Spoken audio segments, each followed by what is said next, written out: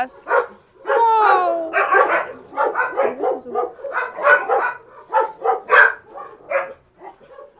This dog has different colors of eyes, you can see. And maybe because she has old, some problems with teeth. I don't know why. And second dog is just looking. She's just staying and looking.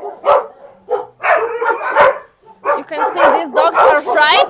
They don't come to us. I don't know why. Maybe because it was so stressful. Wow, hello.